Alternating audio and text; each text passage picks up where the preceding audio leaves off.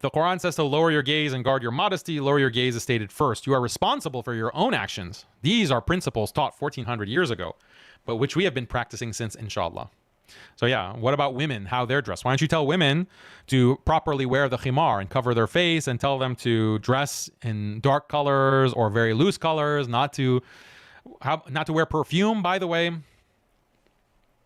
Any of those teachings that we can get directed at women? Let's see. Of course, there are women who are uncomfortable praying in the same room as men, as it is foreign to them. So in order to make everyone comfortable and not infringe on the rights of any of the women, when we expanded the sisters area, we expanded sideways in order to create a space with more privacy for those sisters who do not want to be in the same visible space as the men, but still keeping the structure of the main prayer hall. Note, it wasn't done in response to the men who complained. Oh, thank God. Because if men complain, they can just shut it. Don't you dare mansplain. A mere bookshelf separates the area. A mere bookshelf. Oh, thank you for the mere bookshelf. Separates the area so there's free flow from the private part to the main sisters area. That's their preference, and everyone is free to worship in the main area or in the more private areas, which is also very useful if nursing. Oh, okay.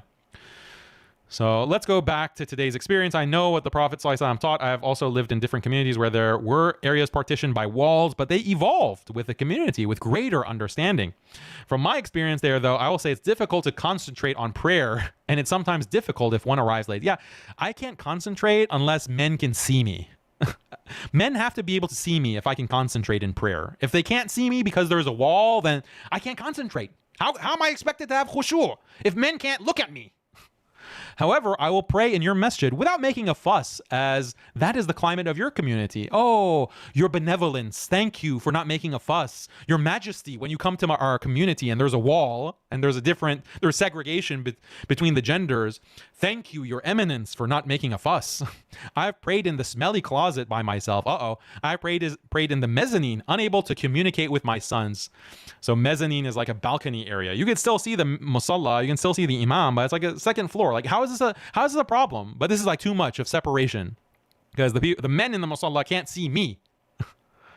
As a mother of boys who tends to be alone with the boys at the masjid, you have to understand the difficulty we are put in. If I visit with my sons, you are asking me to let them go alone without supervision into a place where they don't know anyone? They can't look back to ensure I'm there. They can't find me if they need help. They do not feel like I am part of the jama'ah. That's the main thing.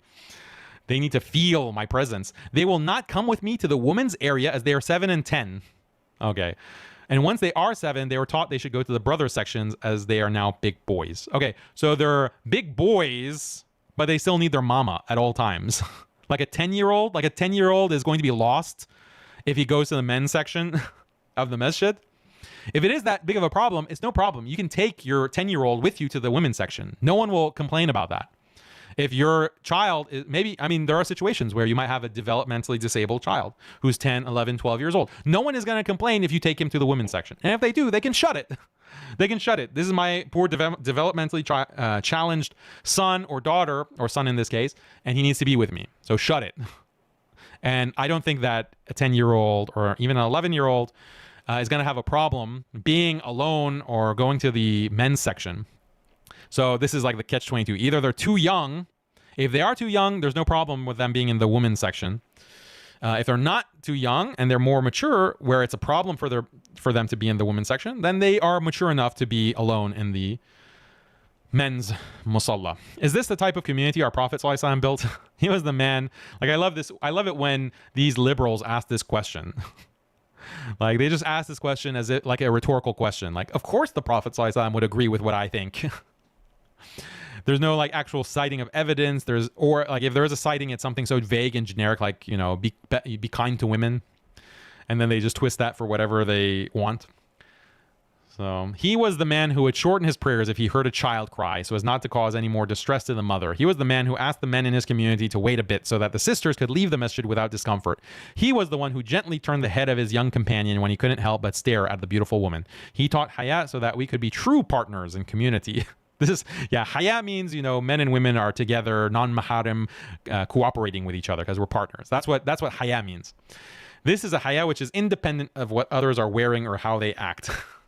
So God forbid you tell the women to dress properly when they come to the masjid. God forbid you tell them to not wear perfume, to be modest.